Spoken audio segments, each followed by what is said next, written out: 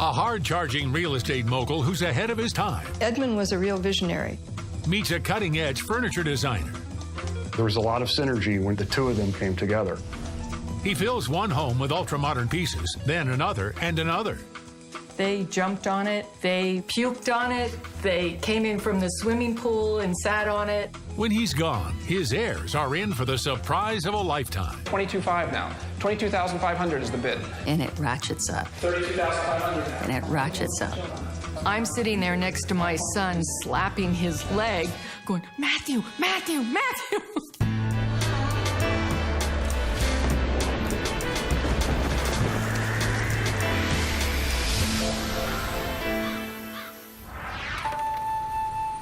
I'm Jamie Colby, and today I'm in Tucson, Arizona, to meet the family of a man who spent his entire life building beautiful homes, and it led him to amass a collection of what some would say was less than functional furniture, but others insist were works of art. My name is Diane Bennett. I was married to Edmund Bennett for 30 years. He left us an inheritance that had collectors around the world buzzing. Hi, Diane. Hi, Jamie. Diane was Ed's third wife. This is the last of 8 homes they shared until his death in 2013. This is a history of 33 years of a blended family. Ed's children, my children, Ed and me. Diane, tell me about Edmund. Well, he was a very complex man. He was very pragmatic, but a real romantic. Born in Washington, D.C. in 1920, Bennett serves in both World War II and Korea. By 1953, he's ready for peacetime and takes a job at the State Department. He and his first wife, Wilda, are making their own contribution to the baby boom. He buys 2 lots in Washington with plans to build a home on one and sell the other. As soon as he would start to build one, someone would offer him enough money that would inspire him to sell it. So he bought 2 more lots and built 2 more houses, and the same thing happened. Actually was 5 houses before the family got to move into a larger house. Suddenly, bureaucrat Edmund Bennett has a new career as a real estate developer. In 1962, he lands his first big project, Carderock Springs, Maryland, a 300-acre upscale subdivision. He was an artist, and he was very aware and wanting to preserve the natural habitat, making each neighborhood unique. Bennett demands complete control of the project. Buyers are subject to strict rules. No metal fences, no outdoor clotheslines. You don't like it, don't buy the house. He had a vision, always, of what he wanted. It was difficult sometimes for him to understand that those in his immediate circle might have their own vision. What's it like to live with a man like that? Not calm. When there were differences, we had to learn how to negotiate those differences. And sometimes it was at the top of our lungs. To furnish his model at Carderock, Bennett wants something that has a wow factor, yet matches his own naturalistic design philosophy. His search leads him to the studio of an idiosyncratic woodworker named George Nakashima. Nakashima was known for taking naturally felled wood and creating inherently individual works for that specific piece of wood. Nakashima's story oddly parallels Bennett's. Born in Washington State, he earns an architecture degree from MIT. In 1942, just as Ed Bennett is being inducted into the Army, Nakashima, his wife and young daughter, are among more than 110,000 Japanese Americans forcibly interned in war relocation camps. It's a dismal experience, but he meets a master woodworker who teaches him to craft simple but beautiful furniture using traditional Japanese hand tools. After the war, Nakashima builds a workshop in New Hope, Pennsylvania, where he uses these centuries-old techniques to create modern masterpieces. Every tree, he says, has its destiny. We're allowing the wood to speak for itself. I am trying to reveal the beauty that is in the wood.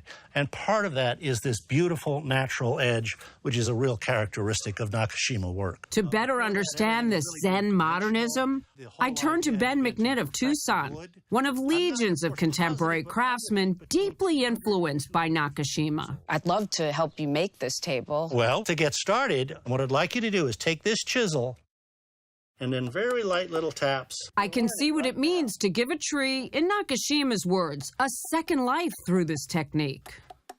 Look, I'm doing a good job, I think. You're doing a very good job. I also see why Edmund Bennett is dazzled when he first steps into Nakashima's studio in 1963. Soon, George's workshop is humming with furniture for the Carderock model. Dozens of pieces, including lounge chairs, benches, and headboards. Bennett commissioned some items like this lamp for as little as $110. It quickly became a marriage made in heaven. They recognized in each other a tremendous appreciation for design. That marriage is memorialized in extensive correspondence between the two men about the Carderock project. And Nakashima personally checks out the installations, including this $350 wall case, when he visits the development. It was a bonus for Mr. Nakashima because it was a showplace for his furniture, as well as being a bonus for Ed in terms of having people come see the community. And when the Carderock model opens, it's clear that the design vision shared by Bennett and Nakashima is a winner. That first weekend, it generated over 1,000 visits through the model home, so it was a huge success. Before long, Bennett sells out to American Cyanamid and pursues other opportunities in real estate and banking. But he hangs on to his friend George's quirky furniture. For the next 40 years, he fills every one of his homes with it. Elizabeth, your dad let you play on the furniture. Did you let your kids play as well? They played on it, they jumped on it, they puked on it, they came in from the swimming pool and sat on it. That's before they knew what it was worth. Nakashima achieved superstar status in 1973 when New York Governor Nelson Rockefeller commissions 200 pieces like these for his mansion in Westchester. Nakashima's reputation keeps growing, even after his death in 1990. In 2014, a half-century after Ed Bennett's first visit, Nakashima's workshop is designated a national landmark. The developer and the woodworker, two men ahead of their time. The George Nakashima couch, $4,500 on the internet now. Just how far ahead? Ed Bennett's family is about to find out. Lot number 245 is one of the lots from the Bennett family. That's next. But first, our strange inheritance quiz question. In 2004, a piece of furniture sold at auction for a record $36.7 million. Was it a badminton chest, a dragon's chair, or a magnetic floating bed? The answer in a moment.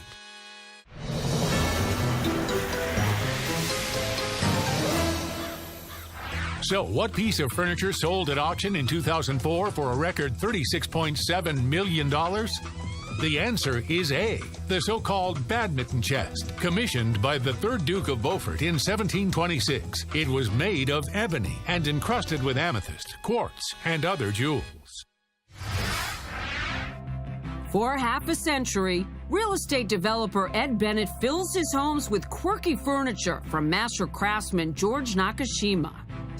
Elizabeth Soto and Bruce Bennett, two of Bennett's 4 children, grew up surrounded by the stuff.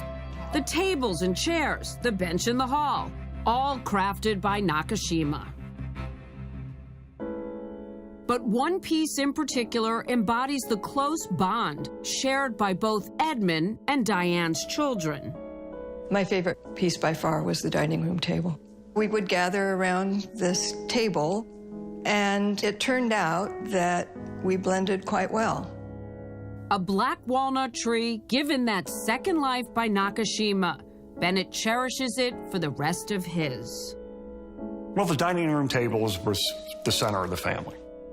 I look at it, there was 4 generations of our family that sat at that table. It just seemed like if there was another person, somehow another chair fit there. In March of 2013, the family gathers around it for a meal. Edmund is 93 and seriously ill. He was sitting up at the head of the table where he always sits. We didn't know for sure that it was going to be his last one, but it was his last one. 2 weeks later, Edmund Bennett dies. So kind of you to share. His will provides generously for Diane. However, he leaves his large Nakashima collection to his 4 biological children. What Ed's children don't inherit is his almost obsessive love for it. We all talked first, does anybody want to keep any of these pieces? Some of it was pretty big. It was a pretty easy decision because the process of downsizing warranted that we weren't all going to be able to keep the furniture. They decide to sell, but how, where, and for how much? That's when Pam Hardy, an ex-girlfriend of Bruce's and often one of those extra chairs at the Nakashima table, offers to help. I'm a huge antiques fan, and I'm a huge Bennett fan, so it was a match made.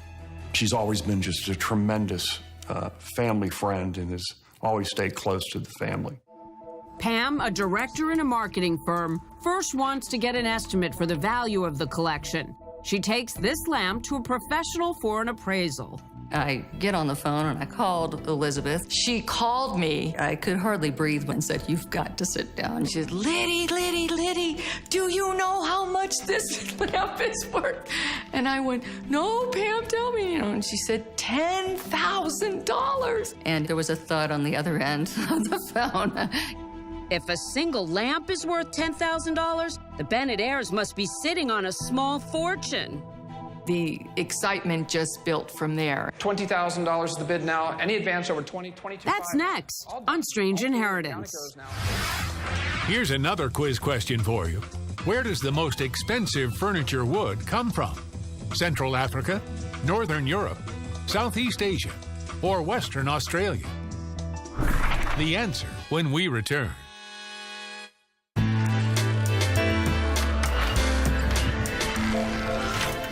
So where does the most expensive furniture wood come from? The answer is C, Southeast Asia, where a single pound of Eiger wood can cost more than $13,000. So many memories. There are. Sometimes I just come and stand here and reminisce. In 2013, when Ed Bennett dies, his 4 children inherit more than 60 pieces of furniture by master designer George Nakashima. All sorts of stuff. Lamps, a rocking chair, and a dining room set beloved by 4 generations of the family. It's been half a century since Edmund Bennett first walked into George Nakashima's workshop, and Nakashima installed his work in Bennett's model home. Since then, Nakashima, who died in 1990, has become one of the most iconic and collectible American designers. Still, Bennett's heirs are not interested in keeping their strange inheritance, so they decide to sell the collection through a Los Angeles company, LA Modern Auctions. A perfect excuse for me to pay a visit to the auction house owner, Peter Lowry. Peter. Hi. Hi, how are you? I'm Jamie. Good, welcome. And there's Ed Nakashima. Yeah, this is one of our favorite pieces. It's a round table in a round space.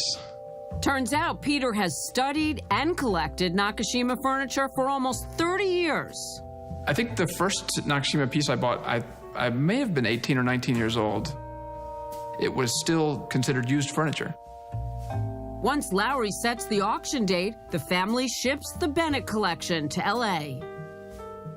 Did you have a reaction when you saw the furniture being packed up and taken out? We had our last family dinner, and we sat around the table and we talked about Edmund. We all held hands and we said a prayer of thanksgiving for the table and for Edmund, and hoped that the next family that had the table have the pleasures that we had with it. As the big day approaches, Diane Bennett and 3 of Ed's children fly to L.A. Elizabeth brings her 2 children, and of course, Pam Hardy's there too. I wouldn't have missed being at that auction for the world. We all said we're going to sit on our hands in case we accidentally buy a piece back that we don't want. Take me inside the auction room that day. Nervous. Everybody was nervous. Lot number 245 is one of the lots from the Bennett family. Take out my phone, I start filming. The first Nakashima piece is that wall case Bennett bought for his Carderock model home in 1963. Lowry estimates it's now worth between $20,000 and $30,000, many times what Ed Bennett paid for it. Could it really go for that much? $15,000 out the back of the room. I was floored. We just were speechless. All through. That's next.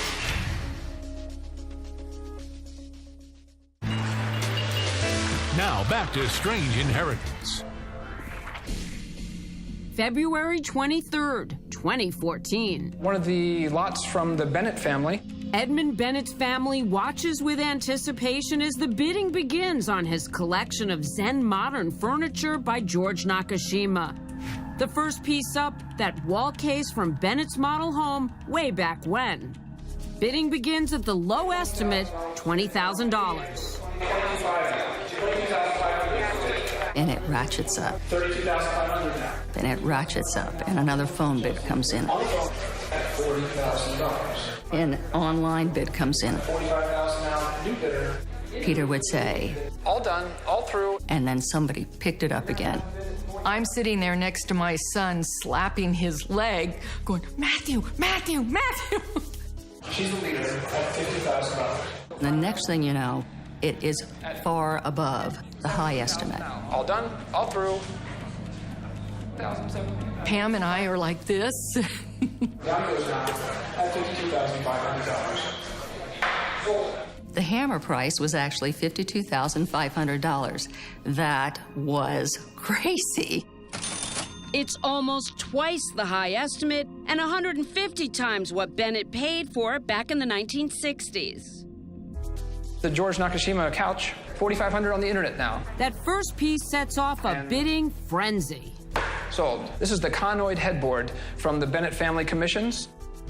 Conoid bench, $32,500. Sliding door cabinet, $16,000. Q bench, Sold it. $14,000. Pam's lamp, the one she had appraised, goes to the LA County Museum of Art Sold it. for $12,000. And that dining room table with 12 chairs, the one around which Ed and Diane's sons and daughters, grandchildren and friends shared so much joy. Any more? Sold. They sell for a total of $90,000, more than anything else in the collection.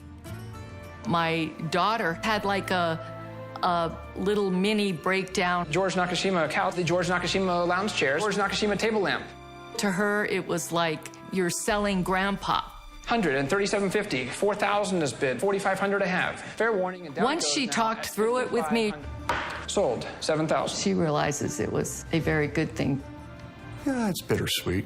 I mean, he meant a lot to me. And he was a self-made guy. You know, he came from that greatest generation. The auction yields almost $400,000, a new standard of value for the works of George Nakashima. I guess Ed Bennett knew what he was doing, lugging all that furniture from one house to the next. The Bennett family's strange inheritance, born in the forests of Pennsylvania, given a second life by the hands of a master craftsman, then witnessed to decades of happy family life, is shipped off to collectors around the world, treasured now as high art.